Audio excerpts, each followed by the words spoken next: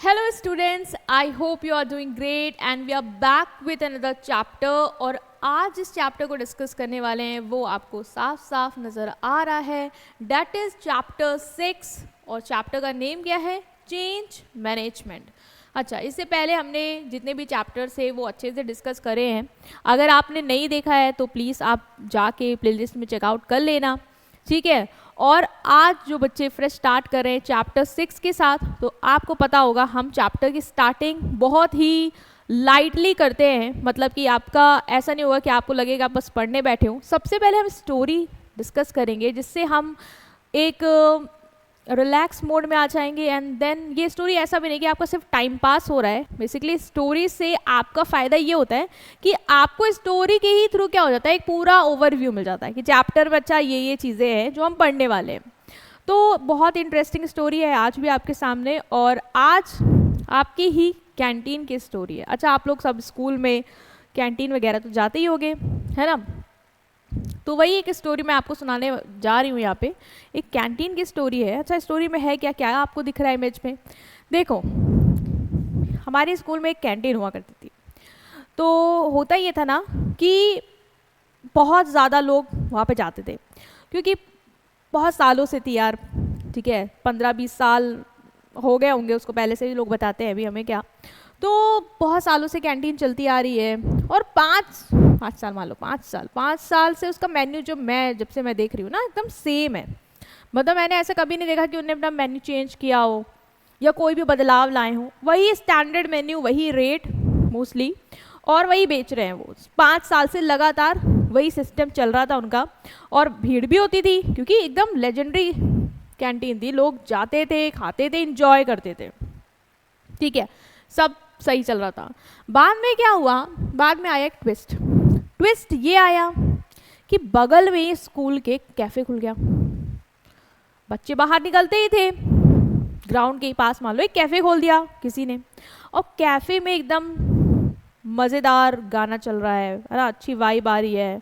College canteen है, college में हो आप मानो, ठीक है, वाइब आ रही है, क्योंकि स्कूल में कहाँ आपको बाहर निकलने देंगे, कॉलेज निकल सकते हो, ठीक। म्यूज़िक अच्छा चल रहा है, वाइब है, मेन्यू में बहुत सारे ऐसे आइटम्स हैं जो अभी तक मतलब किसी ने सोचे भी नहीं होंगे कि हो सकते हैं। ऐसा एकदम न्यू ट्विस्ट के साथ सब कुछ चल रहा था वहाँ पे। आपको क्या लगेगा, आप अगर होते तो आप क्या जाते नहीं देखने, चेकआउट करने? जाते और अगर आपको पसंद आता तो आप सोचते यार कि वो वाले कैंटीन से तो अच्छा यहाँ पे है, अब तो यहीं पे जाते हैं। तो वही बच्चों ने भी कर दिया, गए वहाँ पे, वाइब थी तो मज़ा आ रही थी उनको, देखा अच्छा कैफ़े है, तो भीड़, मोस्ट ऑफ द भीड़ जो थी ना, जो यहाँ पे आती थी, क्योंकि इनका कोई कॉम्पिटिटर तो था नहीं, तो 5 साल से जो दे रहे थे लोग ले रहे थे। फिर क्या आया, एक कैफ़े आ गया। जैसे कैफ़े न्यू ओपन हुआ, कुछ नया आया, तो फिर ये घबराने लगे अंकल वहाँ के, और बोले लगे बेटा बताओ क्या करें, हमें तो कुछ समझ में नहीं आ रहा है, सारी भीड़ तो उधर ही जा रही है अब। तो मैंने बोला देखिए, अगर आप काम करिए कि आप कुछ चेंज करिए, बस चेंज की ज़रूरत है और कुछ नहीं। आप बस चेंज करिए, कुछ बदलाव लाइए। जो आप 5 साल से कर रहे हैं ना, वो नहीं चल पाएगा। अभी देखिए ना, वो कुछ और दे रहा है तो लोग वहाँ इसलिए जा रहे हैं। तो फिर अंकल स्मार्ट थे यार, उन्होंने ये नहीं कहा कि नहीं अभी तो हम रिजिड हो जाएंगे, नहीं, उन्होंने कहा ठीक है। ये फेबियन एंटरप्रेन्योर, वो पढ़ा नहीं था आपने, फेबियन ड्रोन वाला पढ़ा था ना, जो कहता है कि हम तभी बदलेंगे, हम कभी नहीं बदलेंगे, और फेबियन में कहता है हम बदलेंगे जब बहुत नीड आएगी।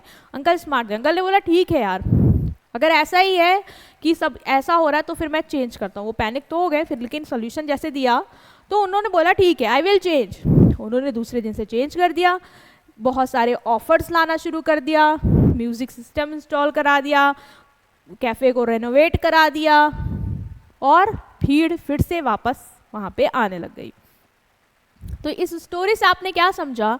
इस स्टोरी ने से आपने समझा कि जो चेंज होता है ना, जो चेंज होता है, जो बदलाव होता है ना, वो किसी भी ऑर्गेनाइजेशन का, किसी भी बिजनेस का कोई दुश्मन नहीं होता है कि आप सोचो कि बदलाव आ गया तो ये मेरा दुश्मन है, अभी मेरे बिजनेस में तो नुकसान हो जाएगा इस चेंज की वजह से। नहीं, अगर आप उस चेंज को अडॉप्ट कर लेते हैं, आप उस चेंज के अकॉर्डिंग अपने आप को बदल लेते हैं, तो वो आपके लिए अपॉर्चुनिटीज़ खोल देता है, वो आपके लिए बहुत सारे रास्ते बना देता है जिससे आप उन लोग को भी कैप्चर कर सकते हो जो लोग पहले आपके यहाँ नहीं आ रहे थे बट अब आ रहे, क्योंकि आपने भी वो कर दिया जो बाकी लोग कर रहे हैं और जो लोगों को चाहिए। तो चेंज बहुत ज़्यादा क्या है आपके लिए बेनिफिशियल है। और इस पूरे चैप्टर में आपको यही समझाया गया है कि कल को आप बिजनेस करते हो तो ये माइंडसेट लेके मत चलना कि आपने जैसा शुरू किया है अंत तक वैसा ही सब चलेगा, नहीं, बदलाव होगा, चेंज करना पड़ेगा। तो आप समझेंगे कि यहाँ पे कि चेंज क्या होता है, चेंज को मैनेज कैसे करते हैं, चेंज कितने टाइप्स के हो सकते हैं, चेंज आते कहाँ से हैं, क्या हमें फोर्स करेगा कि हम बदले, क्यों बदले, ना बदले तो क्या होगा, और मेरे एम्प्लॉयज़ को और हम सबको कैसे रेडी रहना है चेंज के लिए। तो ये पूरा चैप्टर आपको यहाँ पे समझाएगा।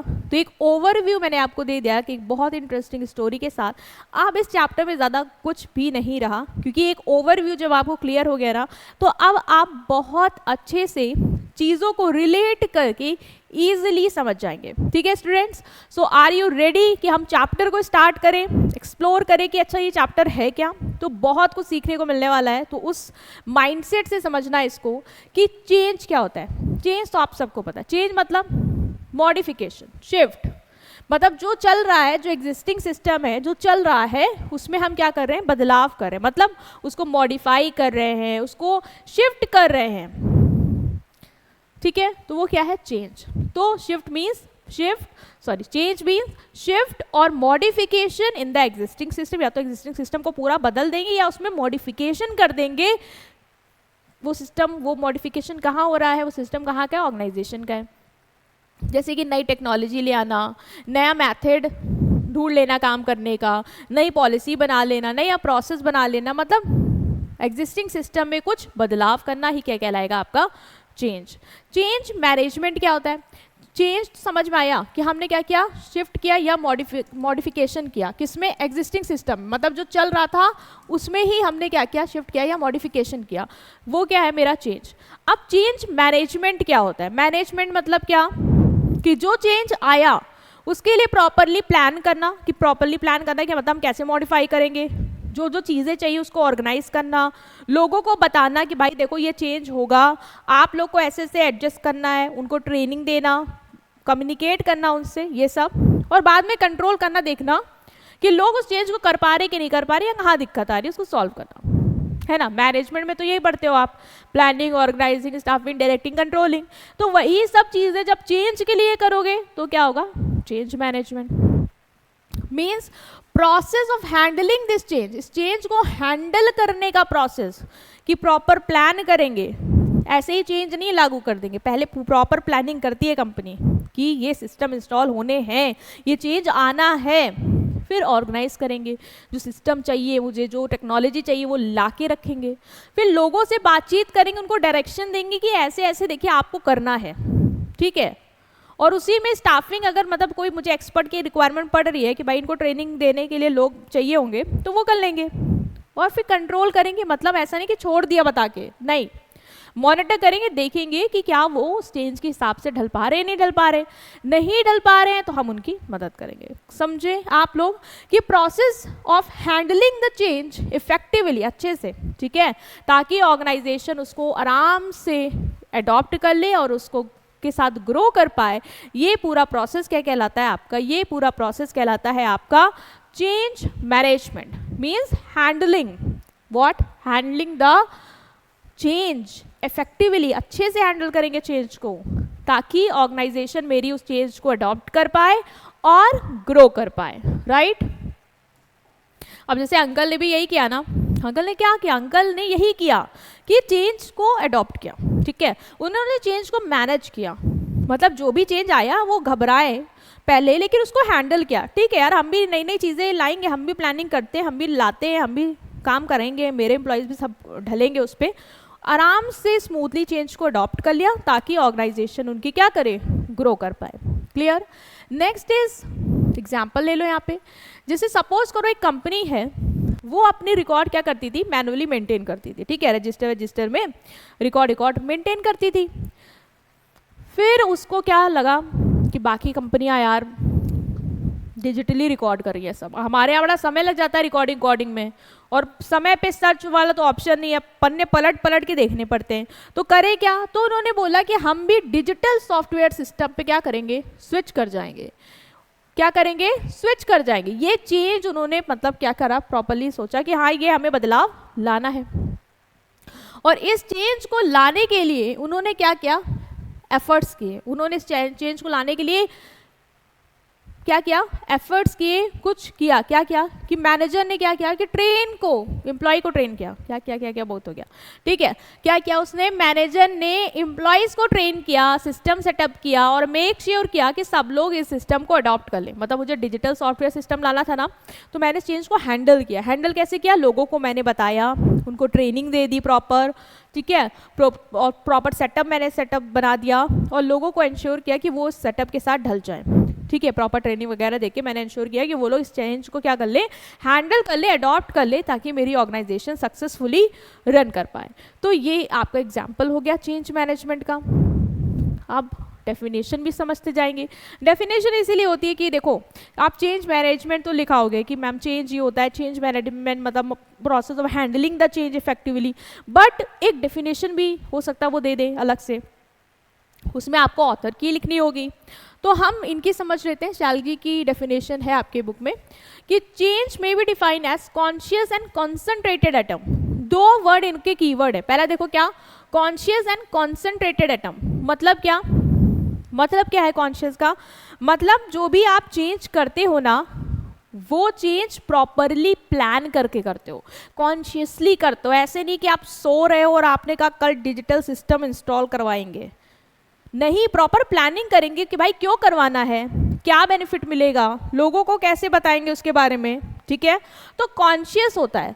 दूसरा कॉन्सेंट्रेटेड अटेम्प्ट होता है, मतलब मैं एज अ मैनेजर, मेरी पूरी टीम, हम सब मिलके इस चेंज को हैंडल करेंगे, हम सब मिलके इस चेंज को लाएंगे, ठीक।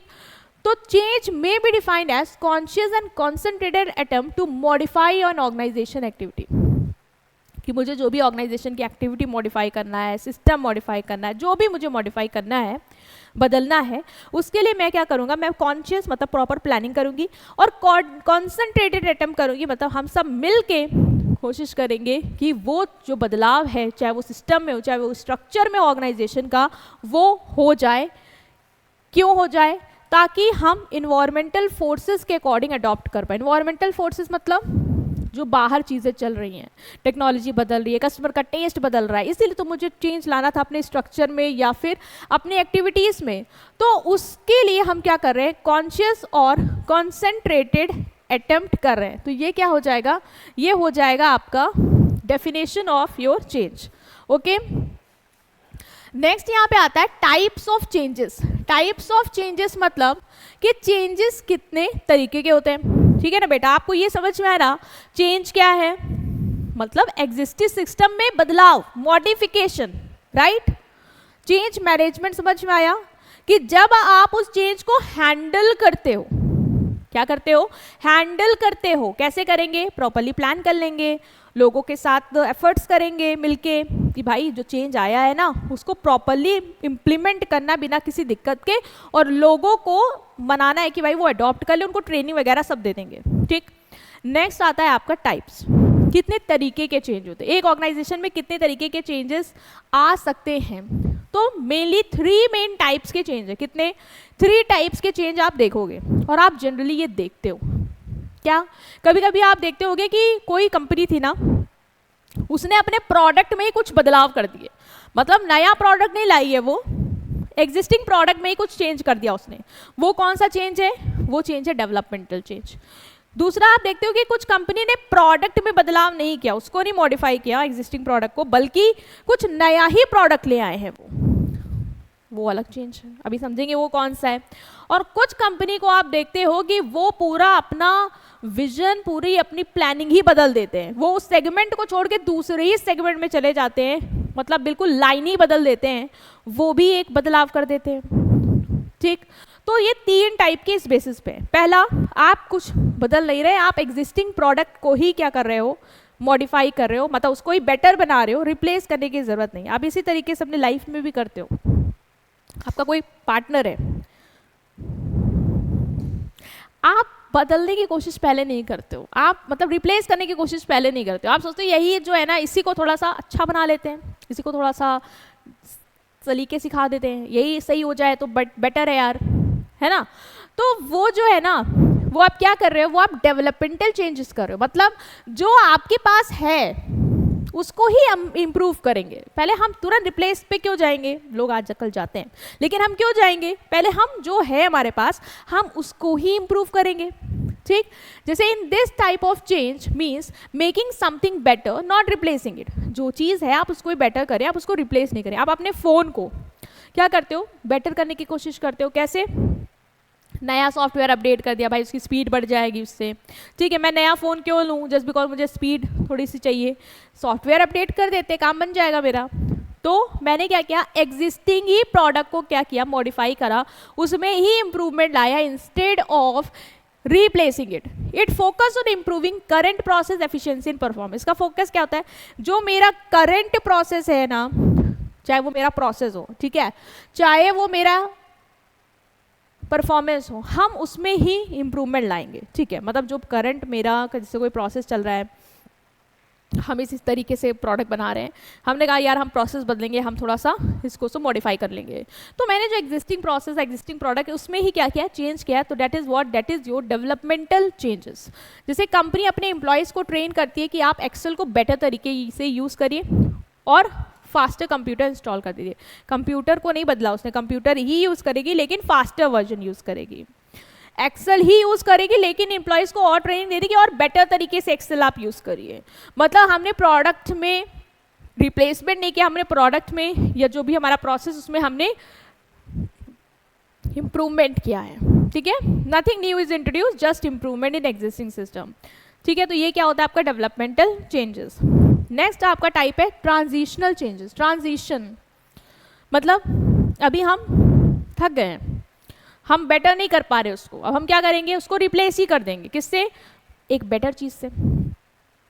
Replacing the old with something new. अब आपने कहा कि हम ओल्ड वाले को नहीं सही कर पा रहे, अब हम क्या करेंगे, इसको न्यू से ही अपडेट कर देंगे। तो हमने क्या किया, बिल्कुल रिप्लेसमेंट पे आ गया, एग्जिस्टिंग को मॉडिफाई करने में हम नहीं लगे हुए हैं। हमने क्या किया, रिप्लेस कर दिया। यहाँ पे ऑर्गेनाइजेशन को लगा मेरा ये पहला सिस्टम जहाँ पे हम मैनुअली चीज़ों का रिकॉर्ड रख रहे हैं, ये काम नहीं कर रहा है यार, इसमें क्या इंप्रूवमेंट कर रहा किया नहीं हो रहा, बेटर एफिशिएंसी नहीं आ रही, अभी क्या करें, अभी रिप्लेस कर देते हैं, मतलब डिजिटल सिस्टम से। अभी हम क्या करेंगे, डिजिटल सिस्टम से इसको रिप्लेस कर देते हैं। मतलब ओल्ड सिस्टम को जब आप न्यू सिस्टम से बदल देते हो तो वो क्या होता है आपका ट्रांजिशनल चेंज। जैसे कंपनी क्या करती है, पेपर रिकॉर्ड से शिफ्ट कर गई डिजिटल डेटाबेस में, तो ओल्ड मैनुअल सिस्टम आपने बंद कर दिया और नया सिस्टम आपने लगा दिया। जैसे आपके स्कूल, ये सब स्कूल वालों ने कर दिया, मान लो कि उन्होंने कहा आप नोटबुक लेके बताइए, आप एक काम करिए, आप लोग सब टैबलेट्स लेके आइए, अलग अलग सेक्शन बनाइए, उसमें मुझे क्या चाहिए, आपके नोट्स चाहिए। ठीक, उन्होंने क्या किया, सिस्टम ही बदल दिया। उन्होंने ये नहीं कहा कि अपनी नोटबुक में राइटिंग इंप्रूव करो यार, कुछ समझ में नहीं आ रहा है, इंडेक्स बनाना, ऐसा वैसा कुछ नहीं। उन्होंने बोला सिस्टम ही बदलते हैं, नोटबुक पे आपको नहीं लिखना है, अभी आप सब लोग बच्चे लोग आप टैबलेट लेके आइए, आप टैबलेट पे करेंगे। ये आपके स्कूल में जिस दिन हो जाएगा उस दिन से आप सब लोग अलग अलग नोट्स बनाएंगे। Next is transformational change. Transformational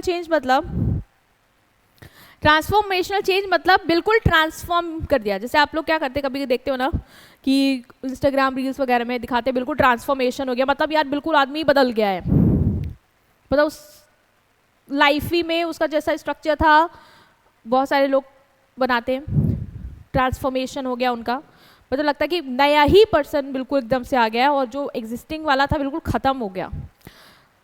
तो ट्रांसफॉर्मेशनल चेंज ना ट्रांजिशनल से भी अबव है। ट्रांजिशन में क्या कर रहे हो, ओल्ड को रिप्लेस कर रहे हो नए से। यहाँ पे क्या कर रहे हो, आप बिल्कुल सेगमेंट ही बदलना चाह रहे हैं। हमें अब ओल्ड को न्यू से वर्जन नहीं बदलने की जरूरत है, हम पूरी लाइन ही बदल देंगे। That is what, that is transformational change, means the entire way an organization work completely change। जिस तरीके से एक ऑर्गेनाइजेशन काम करती है उसका तरीका ही मैंने पूरा बदल दिया, मतलब पूरा सिस्टम, पूरा कल्चर, गोल, स्ट्रैटेजी, माइंडसेट सब कुछ बदल गया, मतलब रीसेट। फोन पे क्या करते हो, रीसेट दबाते हो, पूरा फोन नया है ना, सब कुछ डिलीट हो गया उससे। उसी तरीके से आप क्या करते हो, पूरी ऑर्गेनाइजेशन में रीसेट बटन दबाते हो, पूरी ऑर्गेनाइजेशन को ही बदल देते हो। एक एक सिस्टम पकड़ के हम नहीं बदलना चाह रहे, रिप्लेस नहीं करना चाह रहे, हम पूरी ऑर्गेनाइजेशन ही चेंज करेंगे, हम पूरा स्ट्रैटेजी बदलेंगे, हम पूरा गोल्स ही चेंज करेंगे, हम पूरा सेगमेंट लाइन ही बदलना चाहते हैं। तो ये क्या है, transformational change. Means after the change company doesn't remain the same anymore. इस चेंज के बाद जो कंपनी जैसी थी वैसी नहीं रह जाएगी, वो बिल्कुल नई बन जाएगी। जैसे नेटफ्लिक्स का एग्जाम्पल लो, नेटफ्लिक्स ने अपना पूरा बिजनेस ही बदल दिया। पहले वो उसका क्या था, डीवीडी सेल करती थी, ठीक है, अभी डीवीडी कोई नहीं ले रहा, तो उसने क्या किया, पूरा बिजनेस मॉडल चेंज किया, अब वो ग्लोबल स्ट्रीमिंग ब्रांड बन गया। मतलब उसने बिल्कुल ट्रांसफॉर्म ही कर दिया अपना उस पूरे सिस्टम को, जिस सिस्टम में वो काम कर रहा था। ये क्या होता है, ये पूरा ट्रांसफॉर्मेशनल होता है। मतलब यहाँ पे आपने पूरे बिजनेस को बदल दिया, जो लोगों का काम था उस काम को ही बदल दिया। अब लोगों को डीवीडी वीडी नहीं बेचनी, अब वो ग्लोबल स्ट्रीमिंग की सब्सक्रिप्शन पे काम करेंगे, उसको बेचेंगे, ठीक है। पूरे लोगों का एक्सपीरियंस बदल गया, कस्टमर अब डीवीडी से वो नहीं देख रहा, अब उसका एक्सपीरियंस उसके टीवी स्क्रीन या उसके मोबाइल पे स्ट्रीमिंग के थ्रू उसको मिल रहा है, सब्सक्रिप्शन के थ्रू। तो मतलब आपने क्या किया, एक बहुत ही बड़े लेवल पे चेंज कर दिया, जिससे पूरा आपका ऑर्गेनाइजेशन का गोल, माइंडसेट, स्ट्रैटेजी सब कुछ बदल गई। This is what, this is your transformational change. एक सिस्टम को नहीं बदल रहे हैं, रिप्लेस नहीं कर रहे, बल्कि हम पूरे ही ऑर्गेनाइजेशन को हर सिस्टम में क्या कर रहे हैं, एक बदलाव ला रहे हैं, जिससे मेरी पूरी ऑर्गेनाइजेशन ही क्या हो गई, न्यू हो गई। This is what, transformational change. 3 type के चेंज थे। डेवलपमेंटल, मतलब एग्जिस्टिंग प्रोडक्ट में ही हम इंप्रूवमेंट करें। ट्रांजिशनल, एग्जिस्टिंग कोई चीज़ है, सिस्टम है, उसको हम दूसरे सिस्टम से रिप्लेस कर रहे हैं बिकॉज उसमें कुछ प्रॉब्लम थी ओल्ड वाले में, अभी नया वाले से हम रिप्लेस कर देंगे, हमारी एफिशिएंसी बढ़ेगी। ट्रांसफॉर्मेशन मतलब ऑर्गेनाइजेशन को पूरी तरीके से बदल देंगे, ऑर्गेनाइजेशन की गोल, स्ट्रैटेजी, माइंडसेट सब बदल देंगे, जिससे पूरे सिस्टम में ही बदलाव आ जाएगा, लोगों के माइंडसेट में बदलाव आ जाएगा, लोगों के काम करी तरीके में बदलाव आ जाएगा। मतलब एक नई ऑर्गेनाइजेशन को जब हम जन्म दे देते हैं तो वो होता है मेरा transformational changes, right. Next come need for plan change. मतलब जो ये चेंज आप ला रहे हैं ना, इसकी नीड क्या है, ज़रूरत क्या है हमें बदलाव करने की और बदलाव को प्लान करने की। Means we are going to change, ठीक है। अब चेंज कैसा भी हो सकता है, या तो एग्जिस्टिंग सिस्टम में हम कुछ चेंज कर रहे हैं, या तो सिस्टम को हम रिप्लेस कर रहे हैं नए सिस्टम से, या तो हम पूरा ही स्ट्रक्चर बदल रहे हैं अपने ऑर्गेनाइजेशन का। ये जो चेंज है, जो हम प्लान करेंगे कि ये चेंज आना चाहिए, ठीक है, ये क्यों होता है, मतलब क्या ज़रूरत है करने की। आप खुद सोचो, आप जैसे अभी लाइफ स्पेंड कर रहे हो, ठीक है, सुबह देर से उठ रहे हो या जल्दी उठ रहे हो, आराम से घूम रहे हो, फिर रहे हो, दोस्तों के साथ एंजॉय कर रहे हो, और मैं आपको बोलूँ कि आप अपने आप को बदल दीजिए, ठीक है, अब अपने आप को आप बदल दीजिए, अब आप थोड़ा सा फोकस हो जाइए, आप डिसिप्लिन में रहिए, समय से उठिए, समय से सोइए, ये वो। तो आप बोलोगे क्यों, क्या ज़रूरत है मुझे चेंज करने की, क्या नीड है, अच्छा है ना, मैं कंफर्टेबल हूँ ना इसमें, मुझे मज़ा आती है ये करने में, मैं क्यों बदलना चाहूँ। उसी तरीके से ऑर्गेनाइजेशन भी होती है, उसको भी लगता है कि क्या नीड है बदलने की। एम्प्लॉयज़ को भी लगता है यार हम जैसे काम कर रहे हैं, हम कंफर्टेबल है ना, हम सिस्टम में यूज टू हो गए हैं, हमें क्यों ज़रूरत है कि आउट ऑफ कंफर्ट जोन जाके अब कुछ नया करें। या ऑर्गेनाइजेशन को भी लगता है मैं क्यों ही रिस्क लूँ नया सिस्टम इंस्टॉल करके, मान लो फेल हो गया, फिर मेरा पैसा का क्या होगा। तो कोई चेंज जल्दी लाना चाहता नहीं है, लेकिन कुछ चीज़ें होती, कुछ फैक्टर होते, कुछ फोर्सेस होते हैं जो आपको फोर्स करते हैं कि आप चेंज लाइए अपनी ऑर्गेनाइजेशन में। क्यों? क्योंकि अगर आप नहीं लाएंगे तो जो आपके कॉम्पिटिटर्स हैं वो आपसे आगे निकल जाएंगे, जो आपके कस्टमर हैं वो भाई वहाँ जाएंगे, ठीक है, और आपका जो भी ग्रोथ है, सर्वाइवल है, वो खराब हो जाएगा, रुक जाएगा। तो इसीलिए ऑर्गेनाइजेशन को फिर लगता है कि यार हमें बदलना पड़ेगा। तो बहुत सारे रीज़न है जिसके वजह से बिजनेस प्लान करता है कि उसको चेंज लाने हैं। तो organization does not change just because they want to. Organization इसलिए नहीं बदलता कि वो बदलना चाहता है, बल्कि कुछ फैक्टर्स होते हैं, कुछ फोर्सेस होते हैं आपके आसपास के एनवायरनमेंट में या आपके अंदर के एनवायरनमेंट में, जो आपको फोर्स करते हैं या मोटिवेट करते हैं कि आप क्या करें, चेंज करें, ठीक है। और बिजनेस अगर इन चेंजेस को प्लान नहीं करेगा, ऑफ कोर्स यार अगर तुम चेंज नहीं करोगे तो बाकी लोग तो कर रहे हैं ना। अब वो अंकल चेंज ना करते तो उनका न्यू कैफे तो बढ़िया चल रहा था ना करते, मत करते, लोग वहाँ जाते, कल को तुम नहीं सर्वाइव कर पाते, बंद हो जाते। तो ज़रूरी है कि आप चेंज करेंगे, और चेंज करने के 2 फोर्सेस हम यहाँ पे पढ़ेंगे कि कौन कौन से 2 फोर्सेस हैं जिसकी वजह से ऑर्गेनाइजेशन को ज़रूरत पड़ती है कि वो चेंजेस को प्लान करें। पहला है एक्सटर्नल फोर्सेस, मतलब वो चीज़ें जो आपके ऑर्गेनाइजेशन की बाहर हैं और आपको मतलब इन्फ्लुएंस कर रहे हैं कि आप बदलिए, ठीक है। और दूसरा कुछ फोर्सेस जो आपके अंदर हैं और आपको कह रहे हैं कि आप बदलिए। जैसे आप हो, अपना एग्जाम्पल लो, आपके कुछ फोर्सेस बाहर है जो आपको कहते हैं कि आपको बदलना है। जैसे आपके टीचर्स कहते होंगे कि बेटा आप नहीं पढ़ रहे हो, आपकी परफॉर्मेंस बहुत ख़राब जा रही है, आप प्लीज़ अपने आप को थोड़ा सा डिसिप्लिन में लाओ वरना आप अच्छा नहीं कर पाओगे। तो आपको लगा यार, और मैंने जैसे बोल दिया कि आपके साथ वाले बच्चे तो बहुत आगे जा रहे हैं, तो आपका क्या ही होगा, क्या ही आप पोजीशन लाना चाह रहे हो। तो फिर आपको लगेगा यार मैम की वजह से मुझे बदलना चाहिए, ठीक है। या आपने दोस्तों को देख रहे हो या मेरे सारे दोस्त अच्छा कर रहे हैं, फिर आपको लगेगा यार मैं क्यों नहीं कर रहा हूँ, फिर आपको लगेगा हाँ मुझे बदलना चाहिए, ठीक। और भी बहुत रीज़न, आपके पेरेंट्स, आपके रिलेटिव्स, ये सब आपको बोलेंगे। तो आपके ये सब बाहर वाली जो चीज़ें ना आपको बोलेंगे और आपको लगेगा हाँ मुझे बदलना है। कभी कभी आपके अंदर से ही आता है कि यार मैं, कुछ बच्चों के अंदर से आता है, कुछ के अंदर से नहीं आता है। जो जिनके अंदर से आता है वो उनको लगता है यार मैं बहुत काबिल हूँ, मैं बहुत अच्छा करता था फर्स्ट क्लास में, अब मुझे क्या हो गया। तो उनको लगता है कि आप, मुझे मेरे अंदर है, मैं कर सकता हूँ, मुझे बदलना चाहिए, ठीक है। तो अंदर से भी चीज़ें आपको कहेंगी कि आप चेंज करिए, ठीक है। और बाहर से भी आपके फैक्टर जो है ना वो भी आपको फोर्स करेंगे कि आप अपने आप को बदलो, अदरवाइज आप पीछे रह जाओगे। Same goes with organization. तो एक्सटर्नल फोर्सेस क्या क्या है जो बाहर है और उसको कह रहे हैं कि आप चेंज करिए। तो changes happening outside, these are the things happening in the environment that force a company to adjust. ये वो चेंजेस हैं जो बाहर हो रहे हैं और आपको फोर्स करते हैं कि आप भी क्या करो, एडजस्ट करो, मतलब उन चेंजेस को अडॉप्ट करिए, ठीक है। जैसे कि मार्केट सिचुएशन, मार्केट में बिजनेस, तो भाई मार्केट में आप क्या कहीं ऐसी जगह बिजनेस कर रहे हैं जहाँ पे लोग ही ना हो, कस्टमर ही ना हो, आप तो वहाँ पे ही हो जहाँ पे कस्टमर है, जहाँ पे कॉम्पिटिटर्स हैं ना, मार्केट में हो। तो मार्केट की कैसी सिचुएशन चल रही है ना, वो भी आपको फोर्स करेगी कि आप क्या करेंगे, चेंजेस को प्लान करेंगे। जैसे कि आपने देखा कंपटीशन बढ़ रहा है, नए नए प्रोडक्ट आ रहे हैं, नए नए ब्रांड्स आ रहे हैं, लोग बहुत अच्छे से एडवर्टीजमेंट चला रहे हैं, कस्टमर का प्रेफरेंस बदल रहा है, टेस्ट बदल रहा है, वो नए ऑप्शन के पीछे भाग रहा है। तो आपको फिर लगेगा कि यार अभी मुझे भी करना पड़ेगा बदलाव, या इस चेंज को मुझे भी लाना पड़ेगा, अदरवाइज मेरे कस्टमर क्या होंगे, दूर चले जाएंगे, जैसे अंकल ने किया है ना। वैसे ही जैसे आप एग्जांपल ले लो, जियो, जैसे जियो इंटर किया ना मार्केट में, तो एयरटेल वोडाफोन को समझ में आ गया कि उनको भी अपनी प्राइसिंग स्ट्रैटेजी में चेंजेस लाने पड़ेंगे, अदरवाइज जियो पूरी मार्केट को कैप्चर कर ले जाएगा और हम सर्वाइव नहीं कर पाएंगे।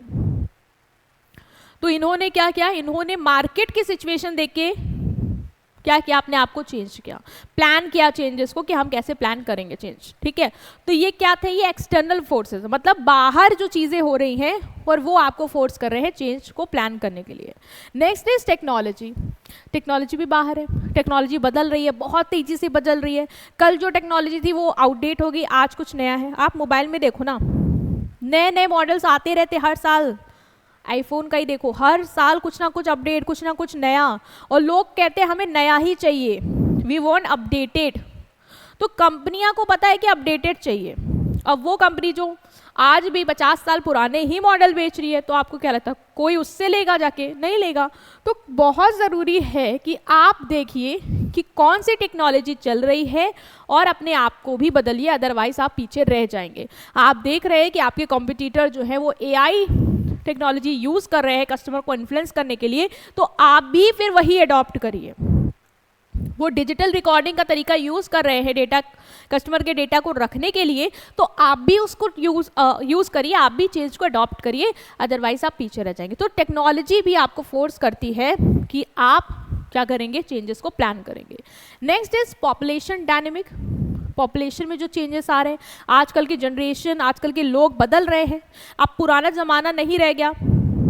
पुराने ज़माने में क्या होता था, जो फीमेल्स होती थी वो घर में रहती थी, मेल्स जो थे वर्क पे जाते थे, तो कंपनियां उस हिसाब से चीज़ों को प्लान करती थी कि तब ये ऑनलाइन फूड ऐप ये सब नहीं था, नीड ही नहीं थी, घर में है ना बनाने के लिए बनाएंगी। बट आज लोग, मोस्ट ऑफ द लोग क्या है, वर्किंग है, सबको बाहर काम करना है। तो फूड डिलीवरी ऐप वालों को पता है कि अभी हमें ऐसा सेगमेंट लॉन्च करना पड़ेगा जहाँ पे घर में ही खाना डिलीवर हो जाए, और लोग थक के आए हैं तो वो नहीं बनाएंगे। वर्किंग है, यूथ है, ये सब लोग को ऐसा ही कुछ चाहिए। तो उन्होंने क्या क्या चेंज को प्लान किया। और आपको भी लोगों को देख के कि मेरी पॉपुलेशन कैसे डायनेमिक कैसे बदल रहे हैं, वहाँ के लोग कैसे कल्चर के साथ यूज टू ज़्यादा हो रहे हैं, कंपनियां को भी वो फिर अपने आप को चेंज करना पड़ेगा ताकि वो भी अडॉप्ट कर पाए, अदरवाइज वो फेल हो जाएंगे। जैसे rise in working women increase the demand for ready to eat food.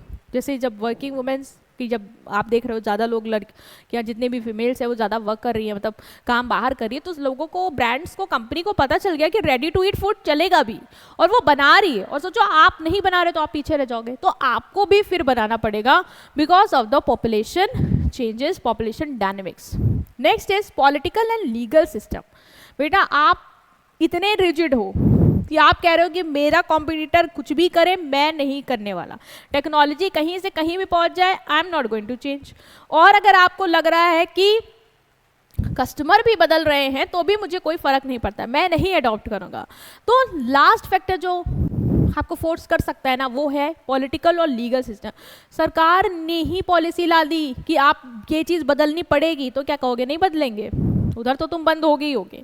लेकिन सरकार के कहने पे नहीं जाओगे ना तो पेनल्टी भी दोगे और अच्छे तरीके से तो जाओगे ही जाओगे। इसीलिए बहुत सारी कंपनियां इसलिए भी चेंजेस लाती हैं क्योंकि पॉलिसी आ गई है, गवर्नमेंट के कोई लॉ आ गए हैं जो कंपनियों को पुश करती हैं कि आप अपने आप को चेंज करिए। जैसे कि जब इंडिया में सिंगल यूज प्लास्टिक बैन हुआ था ना, तो बहुत सारी पैकेजिंग कंपनी को इस लॉ के तहत फोर्स किया गया कि आप इको फ्रेंडली पैकेजिंग मटेरियल्स को अडॉप्ट करिए, ये चेंज आप लाइए। वो ना लाती, वो खुश थी प्लास्टिक पैकेजिंग के साथ, उनको सही था, उनको कोई दिक्कत नहीं थी, उनको पता था इसका रेट भी कम है, इन्वायरमेंटल फ्रेंडली का रेट भी ज़्यादा होगा, कौन लेगा नहीं लेगा, उनको डर भी था, तो भाई वो क्यों चेंज अडॉप्ट करती।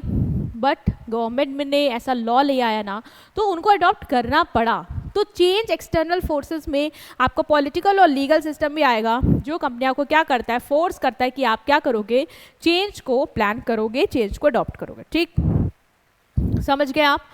नेक्स्ट फोर्सेस हैं आपके इंटरनल। यहाँ पे कोई एक्सटर्नल नहीं है, मतलब कोई बाहर का नहीं बोल रहा है कि करना है, या बाहर देख रहे हो कि मेरे कॉम्पिटिटर चेंज हो रहे हैं, कस्टमर चेंज हो रहा है, पॉपुलेशन डायनेमिक बदल रही है, सरकार कानून ले आई है तो मुझे चेंज होना है। नहीं, इंटरनल ही कुछ चीज़ें गड़बड़ चल रही जिसकी वजह से आपको लगा कि यार चेंजेस चाहिए ऑर्गेनाइजेशन। और हर ऑर्गेनाइजेशन जो आज की डेट में सक्सेसफुल है वो चेंजेस करती ही रहती है। Google, they keep on changing, they keep on innovating। उनको तो 20% रूल ही इसलिए चलता है कि एम्प्लॉयज़ 20% जो उनको फ्री टाइम दे रहे हैं उसमें वो कुछ नया करे, इनोवेट करे, कुछ आइडिया लेके आए ताकि हम आगे रहें हमेशा। तो चेंज तो हर ऑर्गेनाइजेशन करना चाहती भी है, तो ऐसा कोई रिजिड नहीं है। तो इंटरनल फोर्सेस क्या है कि मतलब जो चेंजेस अंदर से आ रहे हैं, मतलब अंदर ही प्रॉब्लम चल रही है कंपनी की, जिसकी वजह से कंपनी को लग रहा है कि अरे अभी तो चेंज लाना है। जैसा डेफिशिएंसी इन एग्जिस्टिंग सिस्टम, मतलब जो एग्जिस्टिंग सिस्टम वो सही नहीं चल रहा, उसमें कुछ कमियां हैं, इस वजह से कंपनी ने क्या कहा कि हम चेंज करेंगे। ठीक, जब करंट सिस्टम और प्रोसेस सही से काम नहीं कर रहा, नॉट वर्किंग प्रॉपरली, तो कंपनी को लगा कि ज़रूरत है बदलने की।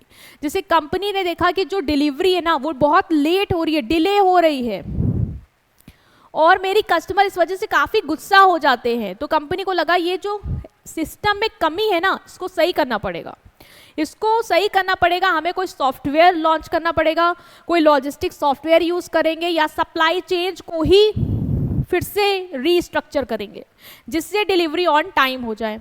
तो मेरे एग्जिस्टिंग सिस्टम के अंदर कमी है, इसलिए मुझे लगा कि मुझे चेंज करना चाहिए। तो ये बाहर से नहीं आया, ये अंदर से आया, मेरे सिस्टम में कमी है और मुझे समझ में आ रहा है सिस्टम में कमी है, तो इस वजह से हमें प्रॉब्लम हो रही है, मेरी कस्टमर को प्रॉब्लम हो रही है, मेरी ब्रांड इमेज गिर रही है, मेरी रेपुटेशन दांव पे लगी हुई है, तो हम क्या करेंगे, हम चेंज करेंगे। ठीक, नेक्स्ट इज अदर रीज़न। और क्या रीज़न हो सकते हैं कि क्यों कंपनी चेंज करना चाहेगी?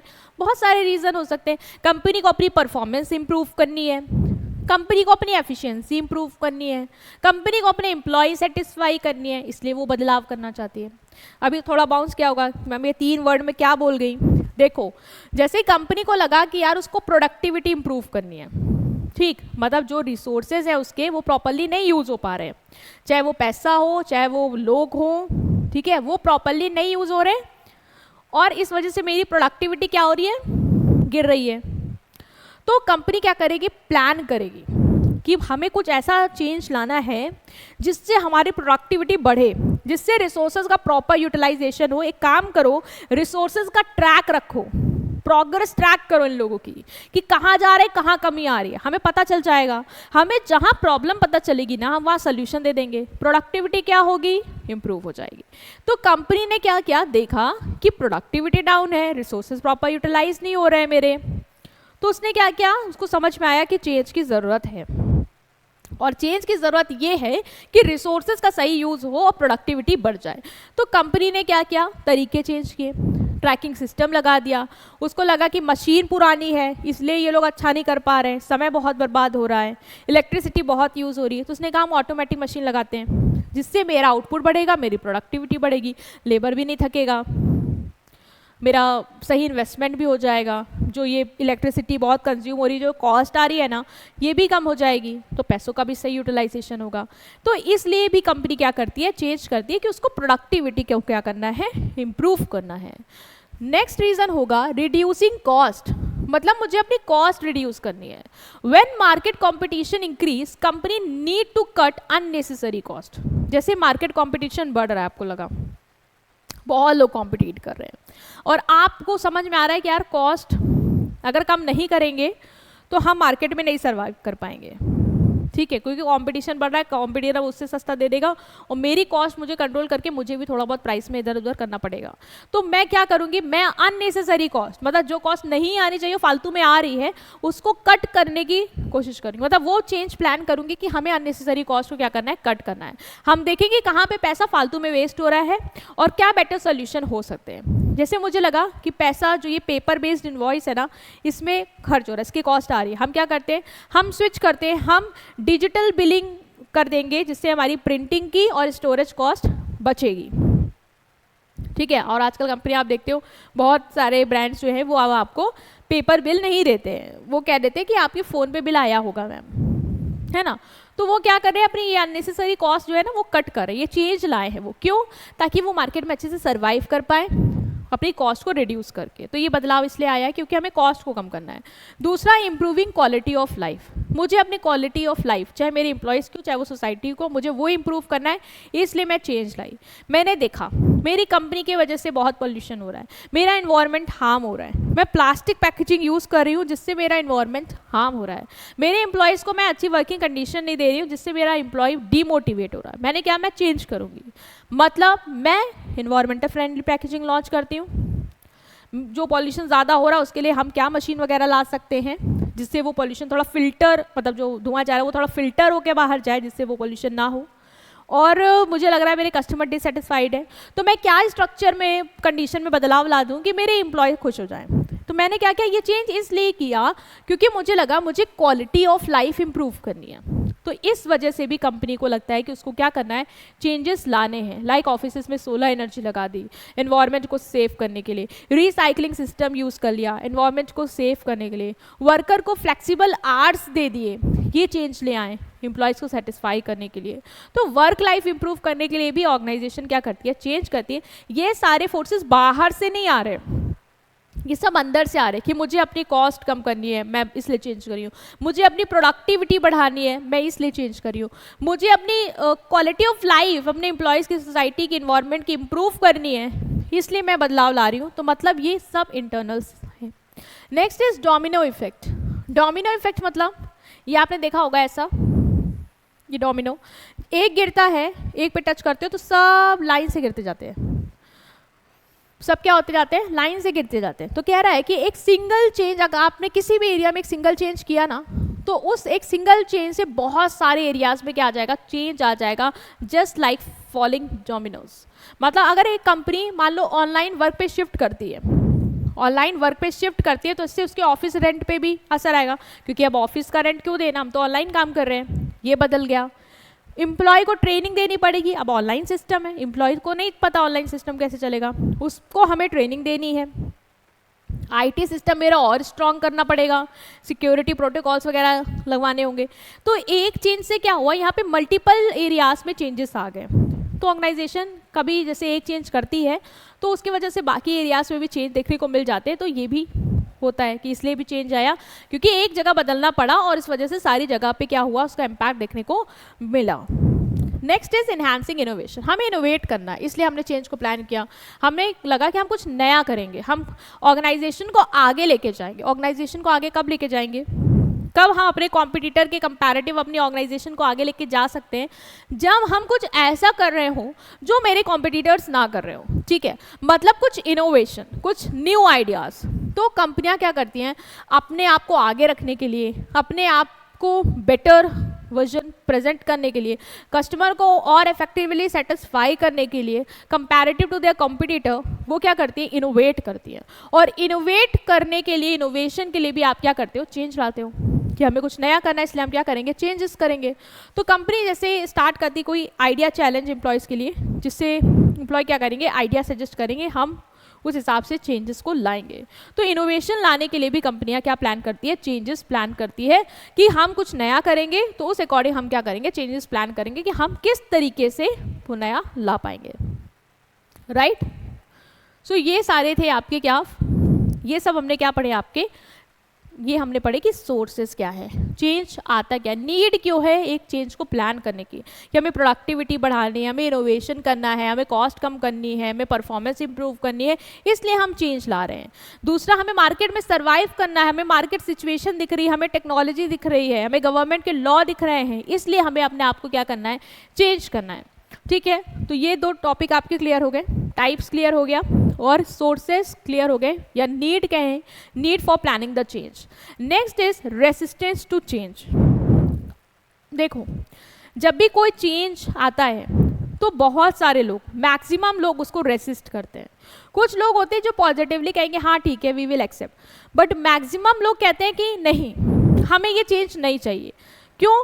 क्योंकि उनको लगता है यार कंफर्टेबल तो चल रहा था, सब कुछ अच्छा खासा तो चल रहा है, अभी क्यों नया कुछ लाना है आपको।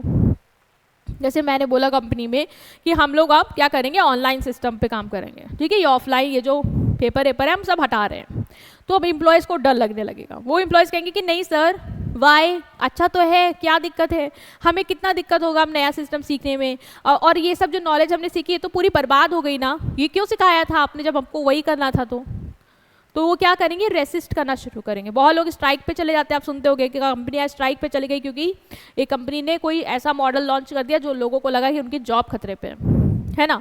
तो ये क्या होता है, लोग रेसिस्ट करते हैं, सब एकदम से एक्सेप्ट नहीं करेंगे। और ये आप भी कल को बिजनेस करोगे ना और कुछ नया लाओगे, अब बेटा आप क्यों नया ला रहे हो, क्योंकि मुझे ज़रूरत पड़ रही है नया लाने की, बाहर की चीज़ें फोर्स कर रही है, अंदर भी चीज़ें सही नहीं चल रही, इसलिए मुझे लाना है चेंज।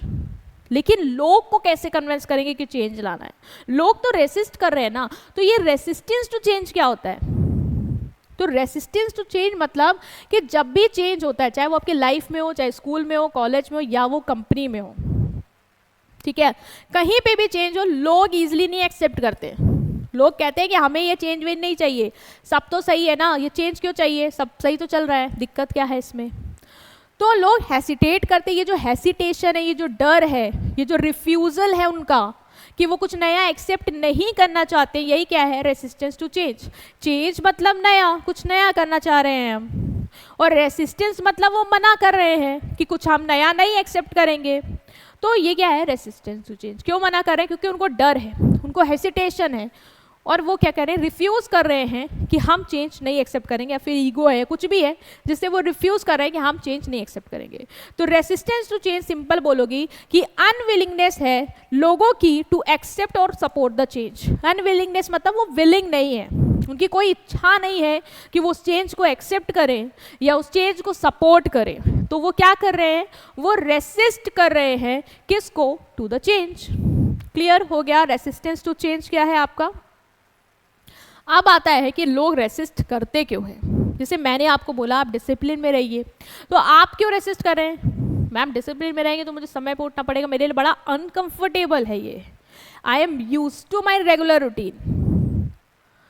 वो लाइफ में उतने मज़े नहीं होंगे मेरे, मैं लोगों के साथ, मेरे ग्रुप छूट जाएंगे, मेरे दोस्त अलग हो जाएंगे जो इनडिसिप्लिन वाले हैं, वो सब मुझे अपने ग्रुप से किक आउट कर देंगे, इसलिए I don't want to change. मुझे डर है मैम कि अगर मैं बदल गया तो फिर मेरा क्या होगा आगे, क्या इससे कुछ अच्छा होगा या बुरा हो जाएगा इस बदलने के वजह से, इसी तरीके से ऑर्गेनाइजेशन में भी जब बदलाव आता है ना तो एम्प्लॉयज रेसिस्ट करते हैं, लोग रेसिस्ट करते हैं। तो हम दो लेवल पे पढ़ेंगे, पहला कि इंडिविजुअल क्यों रेसिस्ट कर रहा है, मतलब आपकी ऑर्गेनाइजेशन के एम्प्लॉय क्यों रेसिस्ट कर रहे हैं, दूसरा हम पढ़ेंगे कि ऑर्गेनाइजेशन क्यों रेसिस्ट कर रही है।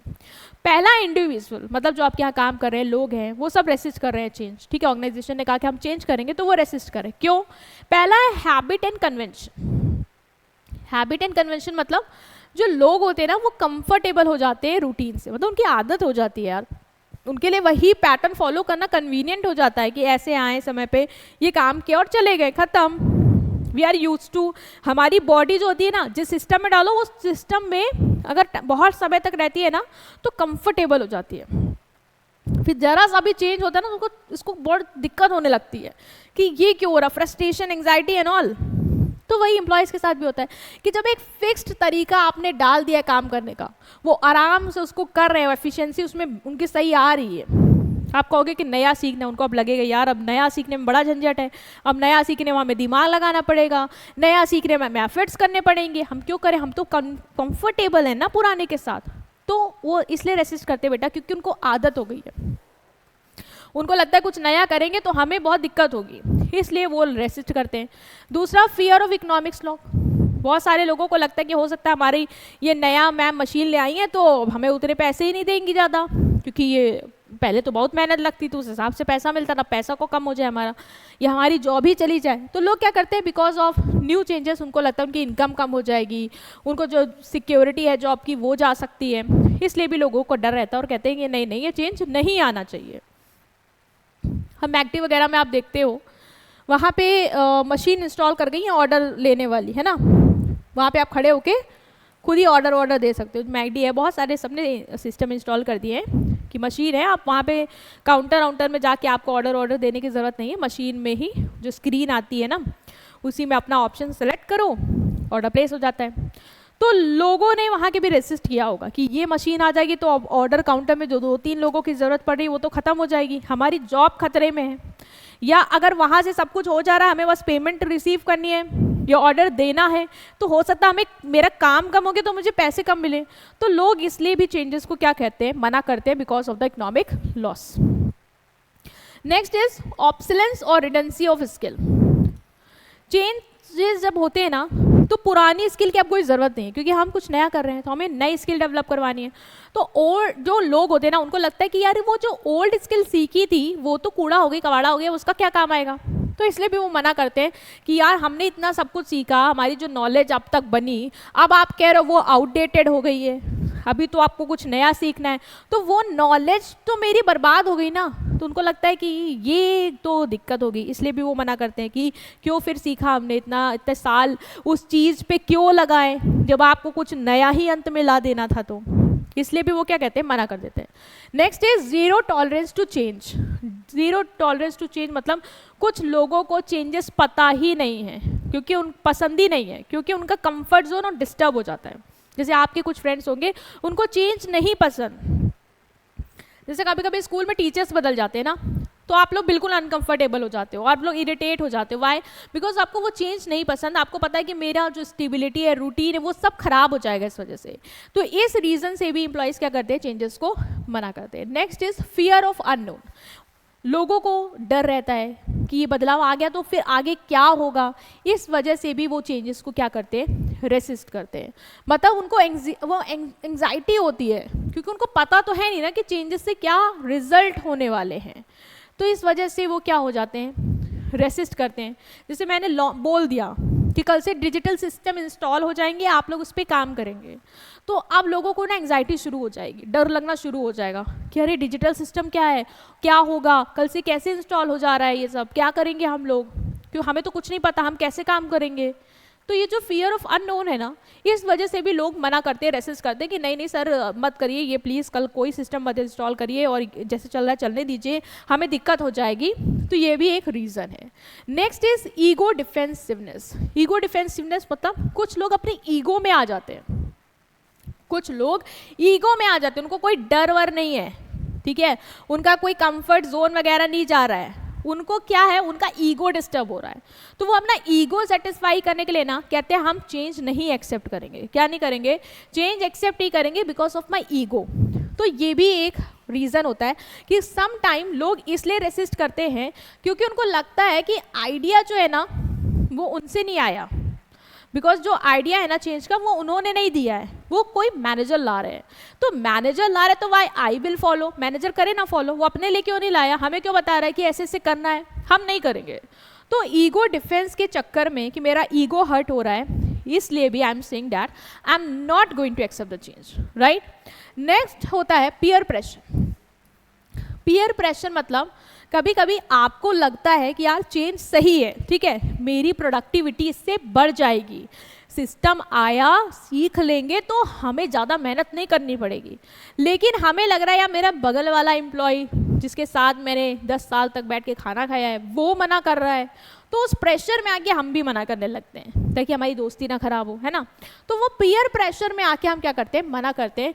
हो सकता है लोगों को लग रहा हो कि वो ग्रुप के अगेंस्ट नहीं जाना चाहते हैं, जैसे मेरा कोई ट्रेड यूनियन ज्वाइन कर रखी है, अब ट्रेड यूनियन का जो हेड है ना वो कह रहा है कि चेंज नहीं आना चाहिए, नहीं एक्सेप्ट होना चाहिए, तो मैं उस यूनियन का पार्ट हूँ, इसलिए I am supporting the change, और मैं I am not supporting the change and I am resisting to that change, right. Next is emotional resistance. कभी कभी लोगों का इमोशनल कनेक्शन हो जाता है, मतलब मेरी उस सिस्टम से, उस बुक से, रिकॉर्डिंग से एकदम से ना एकदम कनेक्शन हो गया है। जैसे आप लोग का जब सेक्शन बदलता है, होता है ना, जैसे मेरा साथ क्या होता, मेरा सेक्शन बदला तो मुझे एकदम चेंज नहीं एक्सेप्ट हो रहा था। क्यों? क्योंकि यार मेरी वहाँ के लोगों से बॉन्डिंग हो गई थी, मेरे क्लासमेट से मेरी बॉन्डिंग हो गई थी, मैंने उन लोगों के साथ 4 साल साथ बैठ के पढ़ा है। अभी मैम बोलेंगे आप सेक्शन बी में जाइए, तो I don't want to go there. Why? क्योंकि मेरा इन्वायरमेंट बदल जाएगा, मेरे बॉन्ड छूट जाएंगे। तो इस डर से भी मैं मना कर रही थी, और इस डर से भी यहाँ के जो एम्प्लॉय है ना वो भी मना करते हैं चेंज से, कि उनके दोस्त, उनका जो वर्क प्लेस से इमोशन कनेक्शन है, वो किताब से, रिकॉर्डिंग से, पेन से जो कनेक्शन बन गया था ना वो खो जाएगा, वो टूट जाएगा। कल से हम डिजिटल सिस्टम के सामने आएंगे जिसको हम बिल्कुल नहीं जानते, तो हमने वो इमोशनल बाउंडिंग, इमोशन में आके क्या कहा कि हम चेंज नहीं एक्सेप्ट करना चाहते सर, प्लीज़ मत लाइए। ठीक है ना, समझ में आया ना कि इंडिविजुअल क्यों मना कर रहा है, इंडिविजुअल क्यों मना कर रहा है। पहली बात तो उसको कंफर्टेबल जोन में था वो, ठीक है, उसकी हैबिट है तो वो मना कर रहा है। दूसरा, वो इसलिए मना कर रहा है क्योंकि उसको डर है कि क्या होगा, इस वजह से उसको डर है कि उसकी जॉब चली जाएगी, उसको कम मिलेगा, उसको इकोनॉमिक लॉस हो जाएगा। ठीक है, वो इसलिए नहीं एक्सेप्ट कर रहा क्योंकि उसके दोस्त नहीं एक्सेप्ट कर रहे हैं, वो इसलिए नहीं एक्सेप्ट कर रहा क्योंकि उसका इमोशन जुड़ गया था पुराने मेथड के साथ, अभी वो बॉन्ड टूट जाएगा, वो लोग टूट जाएंगे, इसलिए वो नहीं कर रहा। ठीक, इसलिए भी नहीं कर रही क्योंकि मेरा ईगो हर्ट हो रहा है। भाई मैंने नहीं कहा था, मुझसे पूछ रहे कि चेंज लाना है कि नहीं लाना, तुमने मुझसे तो पूछा नहीं, मुझे अब थोप रहे हो कि ये करना है, तो I am not going to accept the change because of my ego. तो ये रीज़न होते हैं इंडिविजुअल के, मतलब एक पर्सन के लेवल के पर्सपेक्टिव से, कि वो इसलिए चेंज को क्या नहीं करना चाहता, एक्सेप्ट नहीं करना चाहता है। नेक्स्ट आता है ऑर्गेनाइजेशनल रेसिस्टेंस टू चेंज। मतलब जो ऑर्गेनाइजेशन होती है ना वो भी रेसिस्ट करती है चेंज एक्सेप्ट करने से। मतलब वहाँ के लोगों को तो छोड़ो, वो ऑर्गेनाइजेशन ही नहीं चाह रही है कि भाई हम चेंज एक्सेप्ट करें। भाई ऑर्गेनाइजेशन लोगों से ही तो बनी है, मैनेजर से, बोर्ड ऑफ डायरेक्टर, इन्हीं सब से तो बनी है। एक बड़े लेवल पे मैंने बोला एक को नहीं कंसिडर कर रही, मैंने सबको बोला, क्यों ऑर्गेनाइजेशन एज अ होल नहीं एक्सेप्ट करना चाह रही है? वाई? क्योंकि उसको भी डर है, उसको भी डर है कि यार पता नहीं आगे क्या होगा। मैनेजमेंट को डर है कि फ्यूचर का रिजल्ट क्या होगा अगर मैंने ये चेंज ले आया। ठीक, तो वो डर के मारे वो भी घबराया हुआ है कि अगर मान लो मैं ये बदलाव ले आया, मशीन ले आया, सिस्टम ले आया और ना सही से काम किया, ठीक, और चीज़ पहले से भी ज़्यादा खराब हो गई, मतलब पहले जैसा चल रहा था वो ठीक था, हो सकता है कि उससे भी ज़्यादा चीज़ें बर्बाद हो जाए। तो इस वजह से ऑर्गेनाइजेशन भी क्या कहती है कि I don't want to accept the change because of the fear of unknown. ठीक, तो कंपनी को जैसे लगा कि उसको नया सेल सिस्टम लॉन्च करना है, ठीक है, लेकिन उसको डर है कि यार इसमें टेक्निकल इशू हो सकते हैं, हो सकता है कस्टमर चिल्लाने लग जाए, कंप्लेन करने लग जाए कि क्यों डिले हो रहा है, तुम्हारा क्यों सिस्टम इतना फेल हो रहा है, टेक्निकल इशू क्यों है, तो वो ऑनलाइन सेल नहीं कर पा रही है। तो उसको लगा यार स्टोर से ही सेल बढ़िया थी, डोर टू डोर बढ़िया थी, अभी ये ऑनलाइन वाले में तो बड़ा झंझट है। तो इसलिए वो क्या कर रही है, रेसिस्ट कर रही है because of the fear of unknown. उसको नहीं पता कि अगर ये नया सिस्टम आया, ऑनलाइन सिस्टम आया बेचने का, तो क्या रिजल्ट होगा, क्या कस्टमर कंप्लेन करेगा या क्या होगा, क्या स्मूथ चलेगा। तो इसलिए वो क्या करती है, चेंज को रेसिस्ट करती है या अपने डिसीजन को डिले कर देती है चेंज लाने के। Next is organizational structure. कभी कभी जो ऑर्गेनाइजेशन का स्ट्रक्चर होता है ना, वो इतना रिजिड होता है कि इस वजह से भी ऑर्गेनाइजेशन हेसिस्ट करती है चेंज को लाने के लिए। जैसे मान लो किसी एम्प्लॉय ने कोई सजेशन दिया कि सर हम लोग ये कर सकते हैं, फलाना फलाना कंपनी में मेरा भाई काम करता है और वहाँ पे डिजिटल सिस्टम यूज़ करते हैं डेटा कीपिंग का, सर हम लोग भी यही कर सकते हैं। अब उस एम्प्लॉय को उस चेंज को इम्प्लीमेंट कराने के लिए, आइडिया देने के लिए बहुत लेवल से गुजरना पड़ जाएगा, है ना, क्योंकि बहुत सारे लेवल से जब बात जाएगी और वहाँ से जब उसको मिलती रहेगी ना, हाँ हाँ हाँ ठीक है ठीक है ठीक है, तब वो चेंज आके इम्प्लीमेंट हो पाएगा। और कभी कभी अगर मान लो किसी लेवल ने बिजी है इतना कि अप्रूवल नहीं दे पा रहा है, तो वो जो आइडिया है ना वो वहीं पे फ्लॉप हो जाएगा, वो स्टक हो जाएगा। इसलिए भी चेंजेस ऑर्गेनाइजेशन को क्या है, रेसिस्ट करती है कि यार बहुत सारे लेवल है, उस लेवल से जाने की वजह से, अप्रूवल की वजह से हो सकता है कभी कभी आइडिया का रेलिवेंसी खो जाए। Resource constraint, some time company बदलना चाहती है, ऐसा नहीं कि हमेशा बदलना ही नहीं चाहेगी, कभी कभी बदलना चाहती है, लेकिन क्यों नहीं बदल पाती, क्योंकि उसके पास रिसोर्सेज की कमी है, उसके पास उतना पैसा नहीं है, समय नहीं है और लोग नहीं है जो उस चेंज को ला पाए। इसलिए भी वो रेसिस्ट करती है कि भाई हमसे ना हो पाएगा। जैसे एक स्मॉल शॉपकीपर है, वो भी चाहता है कि भाई मैं भी ऑनलाइन बेचूं, सब बेच रहे हैं, I also want to sell, लेकिन मुझे पता है कि उस ऑनलाइन सिस्टम पे पैसा लगेगा, उसको हैंडल करने के लिए मुझे टेक्नीशियन हायर करना पड़ेगा, लोग भी चाहिए मुझे। तो मैंने सोचा यार इतना पैसा कहाँ है मेरे पास, तो मैंने कहा कि नहीं हम नहीं करना चाहते चेंज। तो ये रीज़न भी हो सकता है ऑर्गेनाइजेशन का। Next is management lack change, management lack of faith in change. अच्छा, मैनेजमेंट को क्या लगता है कि अगर ये चेंज आ गया, कभी कभी उसको भी डर रहता है कि मेरी पोजीशन का थोड़ा बहुत इधर उधर हो सकता है, मतलब लोगों का जो मैंने एकदम बना के रखा है ना और अपना, उस ऑरे में थोड़ा बहुत क्या होगा, इफेक्ट आएगा, मेरी पावर जो है वो थोड़ी बहुत रिड्यूस हो सकती है। इसलिए भी वो चेंज नहीं लाते और साइलेंटली उसको अपोज करते हैं। ठीक, जैसे if a new system make employee report directly to the CEO through an app, middle manager will resist because उनका कंट्रोल गिर जाएगा। जैसे मैंने एक ऐप बना दिया, अटेंडेंस ऐप, जिसमें आप जो भी एम्प्लॉयज आ रहे हैं ना, ठीक है, वो आप क्या करोगे, उस ऐप के थ्रू सीईओ को रिपोर्ट करोगे directly that you are present. अभी जो मैनेजर है ना, जिसको तुम पहले जाके रिपोर्ट करते थे कि सर मैं आ गया हूँ, अब आपको उनको करने की ज़रूरत नहीं, आप डायरेक्ट सीईओ को करो।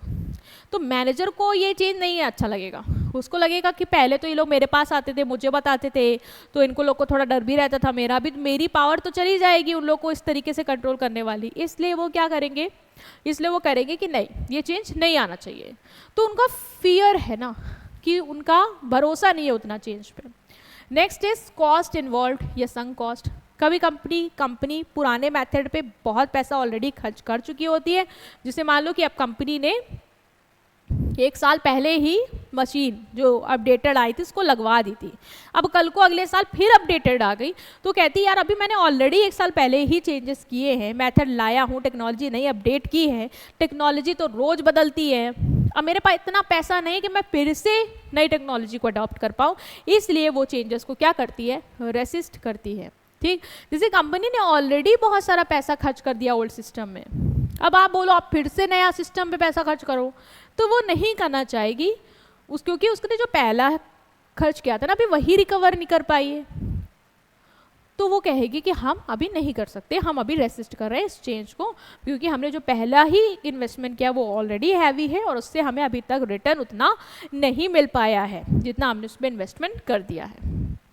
ओके, सो ये क्या थे, ये थे रेसिस्टेंस टू चेंज, कि लोग रेसिस्ट क्यों करते हैं चेंज को, जो हमने इंडिविजुअल और ऑर्गेनाइजेशन लेवल पे समझा। अब हम आएंगे कि हमें जड़ पता चल गई, हमें पता चल गया मैम चेंज क्या है, चेंज मैनेजमेंट क्या है, टाइप्स ऑफ चेंज पता चल गए, मुझे पता चल गया कि क्यों कंपनी को ज़रूरत पड़ती कि वो चेंज करे, इंटरनल एक्सटर्नल सोर्सेज समझिए हमने, और हमने ये भी समझ लिया जिससे पहले पढ़ा कि लोग मना क्यों करते हैं, कि चेंज उनको क्यों नहीं चाहिए। अब आप ये बताइए कि चेंज को मैनेज कैसे करवाएं, मतलब उनको चाहिए नहीं चाहिए, हम उनको कैसे मना ले जाएं और हम कैसे चेंज को लाएं, क्योंकि चेंज लाना तो ज़रूरी है, अदरवाइज मेरा बिजनेस सर्वाइव ही नहीं कर पाएगा, तो वो ज़रूरी है। अब आप ये बताइए कि चेंज लाएंगे कैसे, कैसे लाओ कि एम्प्लॉय भी ना रेसिस्ट करे, वो भी मान जाए और चेंज ऑर्गेनाइजेशन में आ जाए और हम ग्रो कर जाए, हम अच्छे से रन कर पाए, हम प्रॉफिट बना पाए, हम मार्केट में सरवाइव कर पाए। Now tell me the method solution to this problem. तो अब आपका जो चैप्टर है ना, इतना सब समझाने के बाद आपको सॉल्यूशन ही बताएगा कि किस तरीके से आप क्या कर पाओगे बेटा, चेंज को ला पाओगे, ऑर्गेनाइजेशन में इम्प्लीमेंट करा पाओगे। दो लोग के मॉडल पढ़ने हैं आपको, एक है कर्ट लेविन और एक है एडगर मॉडल। इन दो मॉडल को हम समझेंगे। सबसे पहले एडगर मॉडल को समझेंगे। This model was developed by Jeff Heath in 1990s में इन्होंने क्या किया, इस मॉडल को डेवलप किया था। इन्होंने बहुत हेल्प करी लोगों की, ऑर्गेनाइजेशन की, कि देखो भाई परेशान मत हो, आई अंडरस्टैंड लोग मना कर रहे हैं तुम्हारे यहाँ, लेकिन बिल्कुल चिंता मत करो, हम बताएंगे कि तुम कैसे चेंज ला सकते हो और तुम ये बिल्कुल स्टेप फॉलो करो, तुम अपने यहाँ चेंज ले आओगे, ठीक।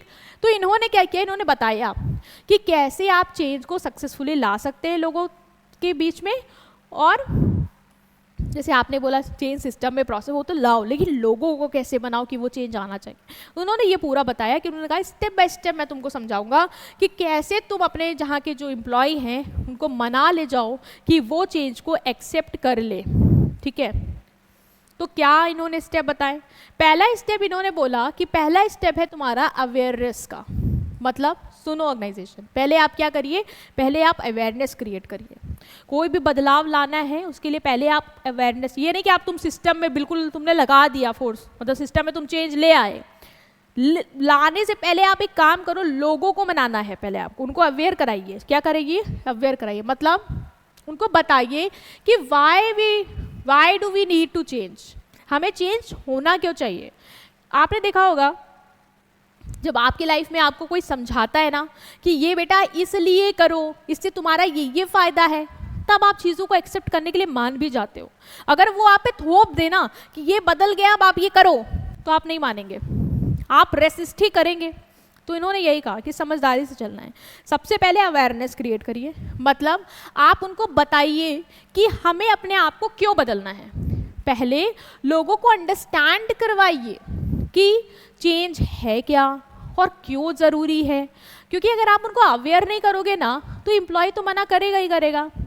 पहले हम उसको समझाएं कि क्यों चेंज, क्या है चेंज, क्यों ज़रूरी है।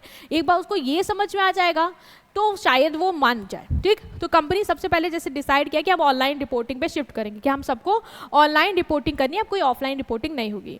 तो लोग मना करने लगे कि सर ऑनलाइन रिपोर्टिंग बहुत झंझट है, हमें नहीं पता ऑनलाइन कैसे फिल करना है, क्या करना है, ये वो हमें मत कराइए, हम ऑफलाइन कर लेते हैं, ये वो and all and all and all. HR ने क्या किया, शांत, उसने कहा देखो ये ना हमारा समय बचाएगा, इससे हमारी एक्यूरेसी इंप्रूव होगी। तुमको लग रहा है तुम लिखने में अपना समय क्यों बर्बाद करो, ऑनलाइन रिपोर्ट कर दो ना, उसमें तुम्हारा समय भी बचेगा, तुम जल्दी जल्दी चीज़ें कर सकते हो, सिर्फ फॉर्म फिलअप करना है, इट्स वेरी इजी। तो मैंने उनको अवेयर करा कि चेंज आ इसलिए रहा है क्योंकि तुम्हारे लिए बहुत अच्छा है, तुम्हारा समय बचेगा, तुम्हारे लिए एक्यूरेसी अच्छी होगी। उसके बाद हम क्या करेंगे, डिज़ायर लाएंगे। उसके बाद हम क्या करेंगे, एम्प्लॉयज़ को इतना समझा दिया कि क्यों आना चाहिए, तुम्हारा क्या फ़ायदा। अब हम उनको मोटिवेट करेंगे कि वो उनके अंदर से आए कि यस हमें ये चेंज चाहिए। फिर तो just knowing is it enough. अब एम्प्लॉयज़ को हमें क्या करना है, हमें एम्प्लॉयज़ को सपोर्ट करना है। Employee must want to support the change. अब एम्प्लॉयज़ को ये मनाना है कि आप चेंज को क्या करो, सपोर्ट करो। सो मैनेजमेंट क्या करती है, मैनेजमेंट उनको मोटिवेट करती है, उनके इंटरेस्ट को जगाती है। कंपनी जो है वो शो करती है एम्प्लॉयज़ को कि नया रिपोर्टिंग सिस्टम देखिए ऐसे ऐसे काम करेगा, इससे ना आप पे कोई स्ट्रेस आएगा और पेपर भी वर्क भी रिड्यूस हो जाएगा। तो उनको लगता है हाँ ये तो बहुत अच्छा है, मोटिवेट हो जाते हैं कि इससे तो मुझे बहुत फ़ायदा मिलने वाला है, तो हम करेंगे। पहले मैंने उनको बताया कि ऑनलाइन से ये होगा, फिर मैंने उनको करके भी दिखा दिया कि देखो ये ऐसे है, ऐसे ऐसे करोगे ना तो तुम्हारा समय बचेगा, इससे तुमको बहुत फ़ायदा होने वाला। तो फिर वो मोटिवेट हो गए, उसके अंदर से डिज़ायर आ गई कि यस मुझे भी इस चेंज का पार्ट बनना है, अब ये चेंज होना चाहिए।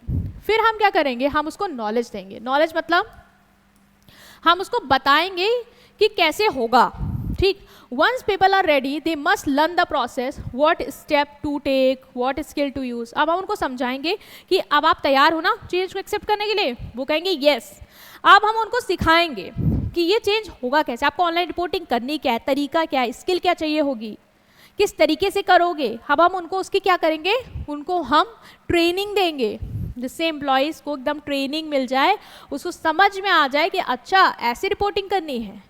फिर हम उसको एबिलिटी, अब उसके अंदर हम एबिलिटी लाएंगे। हमने उसको ट्रेनिंग दी, सेशन दिया उसको सिखाया ऐसे से होगा, ठीक। अब हम उसको ये उसके अंदर लाएंगे कि वो ये बोले कि हाँ अब मैं इसको कर सकता हूँ, now I can actually do it. Knowledge alone isn't enough, सिर्फ बता दिया, ट्रेनिंग दे दिया, इतना ही खत्म नहीं।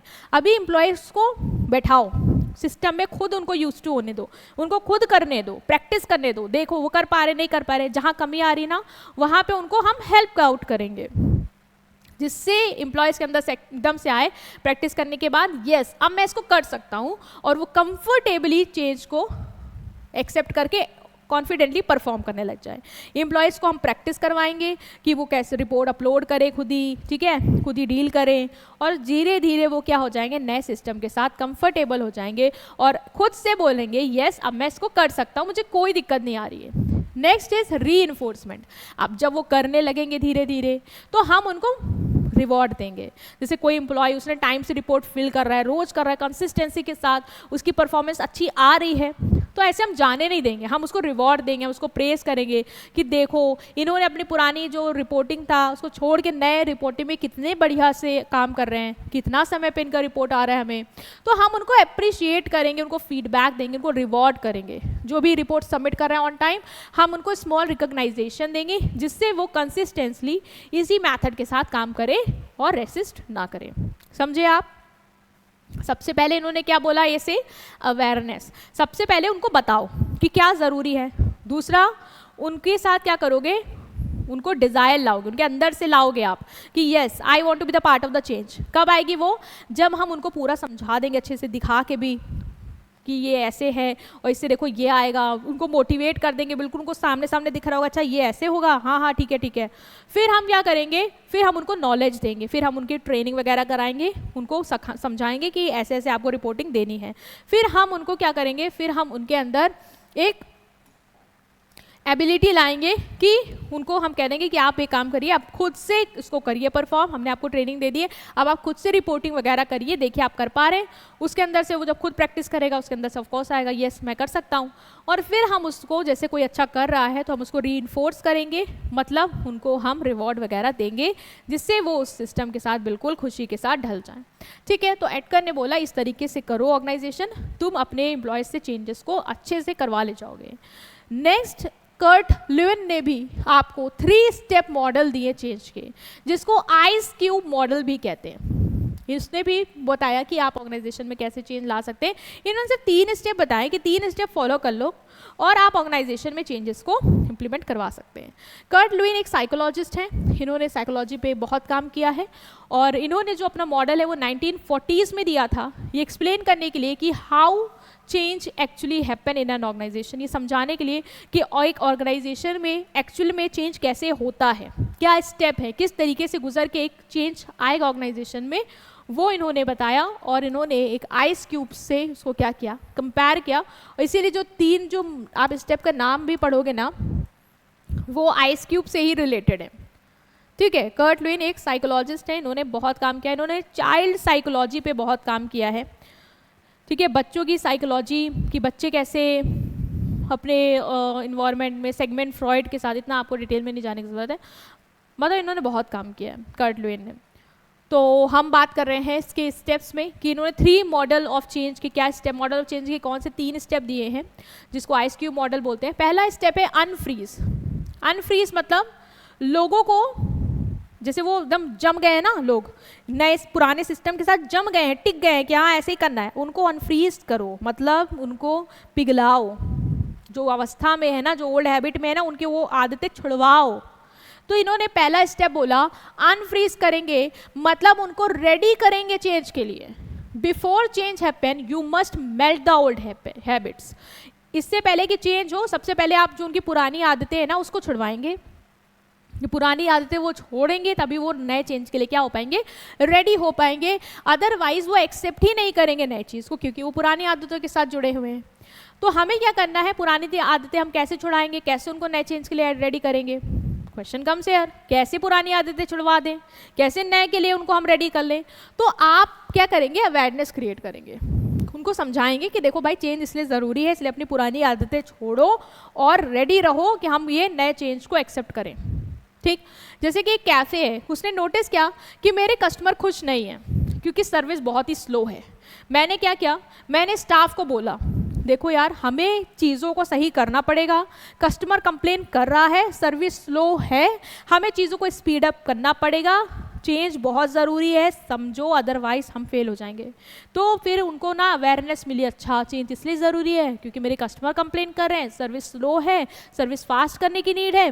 तो वो क्या करेंगे, वो अनफ्रीज होना शुरू करेंगे, मतलब वो पुरानी आदत जो स्लो काम करने की है ना वो छोड़ के तैयार होंगे कि हाँ हमें अब जल्दी से क्या करना है, काम करना है।